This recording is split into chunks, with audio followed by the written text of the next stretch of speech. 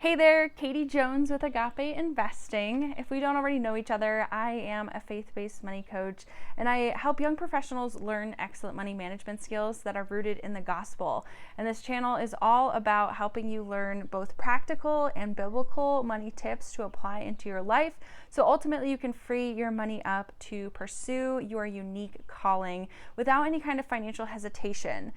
And today I actually just wanted to kind of create a video almost talking about how I have been struggling with this concept of trusting God with our finances in the midst of struggles and not knowing what's ahead. There's a lot of kind of confusion and fear and doubt in the markets right now, both real estate and the stock market, and what's going to kind of happen with that financially. And even myself, even though I create these videos trying to help you dive deeper into a trusting relationship with the Lord in regards to your finances, I struggle with these things too. And so sometimes when I'm creating these videos and teaching them to you, just know that if you feel like, oh man, like she has it all put together and she really has this deep trust in the Lord, I constantly struggle with it myself. My journey with all of this faith and finance stuff really started out of a curiosity myself, wanting to know more about what the Bible says about money and how I can be a better steward with my finances, because it was something that I personally struggled with and currently still do to this day.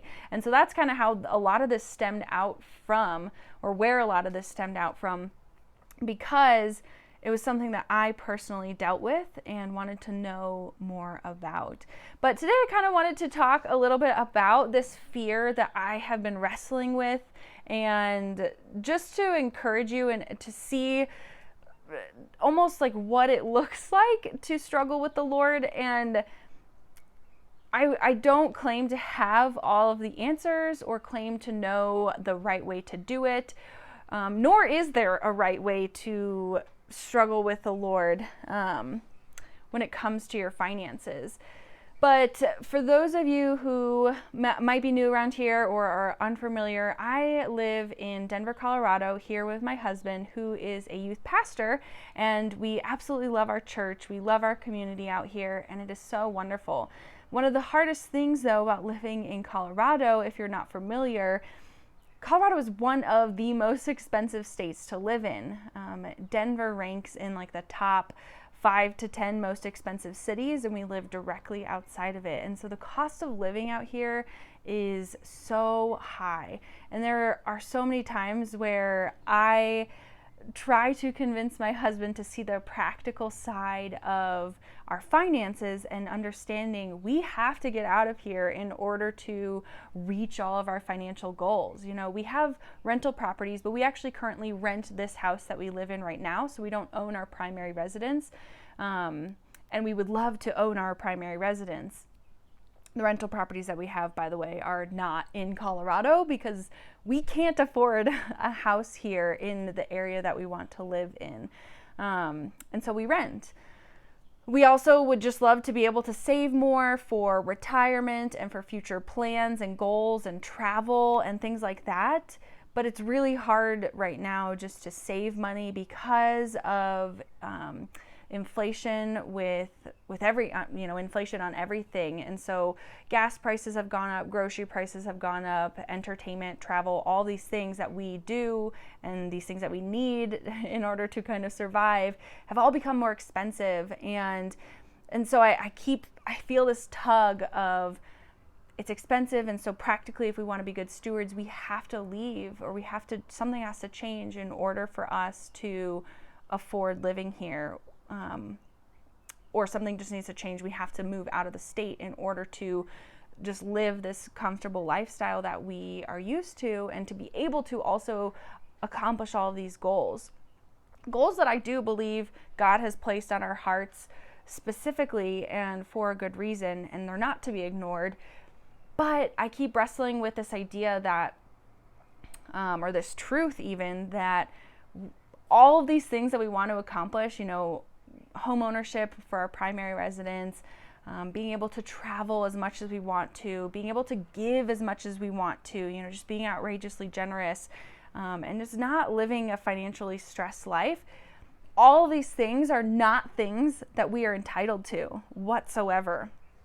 And I think that's been really hard for me as a financial coach who helps young professionals and helps you learn excellent money management skills so you can go and do these things that God has placed on your heart without any financial hesitation. That is what I strive to do for you.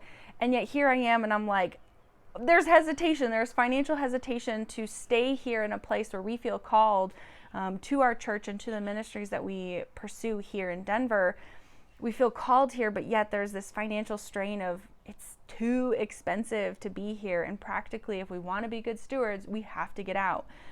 And so I've been recognizing recently that these goals that God does give us are not necessarily always things that we're entitled to. We're not entitled to own our own home. We're not entitled to travel all so often. We're not entitled to have totally financially independent lives. These are all amazing things, and I do believe that that God wants us to kind of try to achieve some of these things, but they're not better than, and these goals are not more important than the goal of just pursuing God without any hesitation at all, including with our finances. And so it's been a struggle, and I just thought I would share with you about this struggle that I have to encourage you if you are feeling any kind of financial strain yourself these days, that you're not alone and that it's normal. And sometimes when we have these struggles to pursue more, and so I use this example of a house.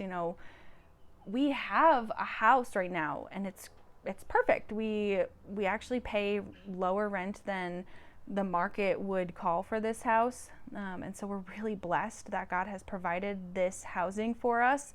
That's been really affordable for the time, and it works great. There's plenty enough space for the two of us, and even at that, this concept of having more space is kind of funny. Our mentors, we talked to our mentors on the phone the other day about this struggle that we've been feeling.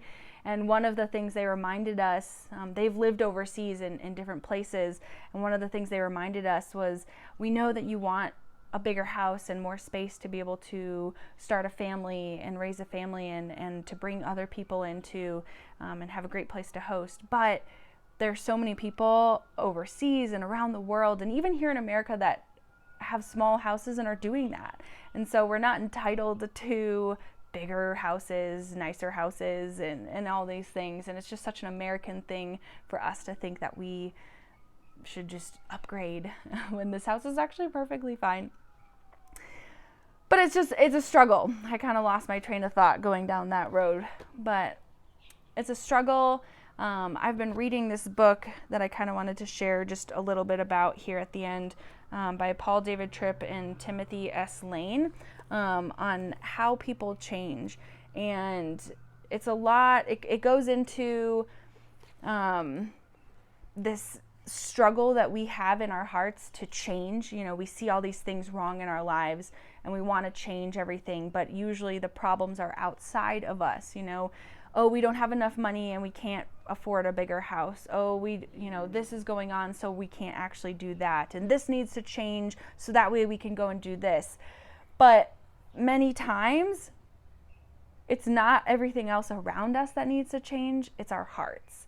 And as I've been reading this book and going through it, I really understood that with these goals, even though I do believe a lot of them come from the Lord and they're good things to pursue, they're not more important than God. And a lot of times it's just our hearts that need to shift in order to have contentment, to endure hardships, to find peace, and just be pleased with what the Lord has provided.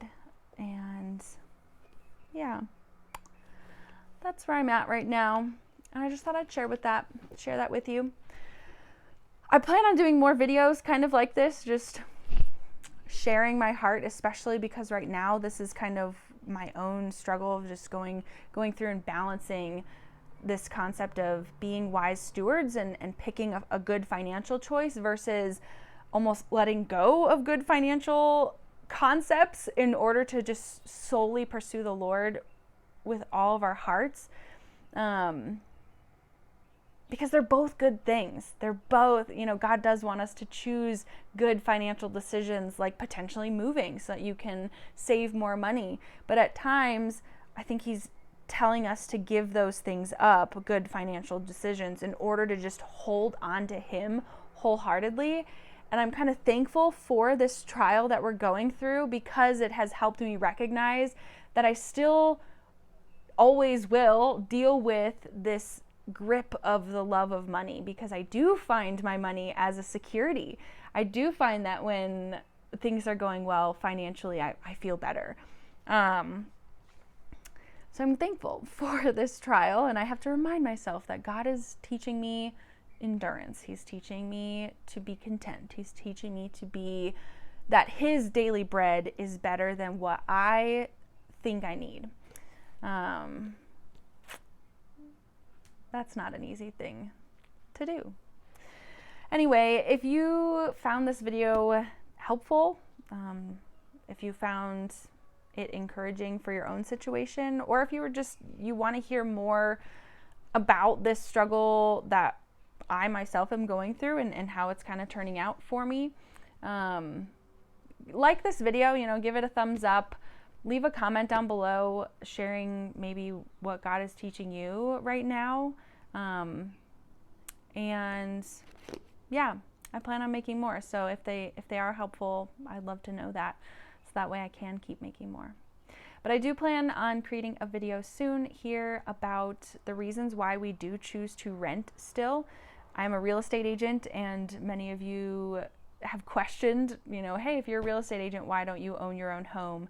And so I plan on making a new video for you soon here about that, the reasons why we decided to rent instead of own our primary residence.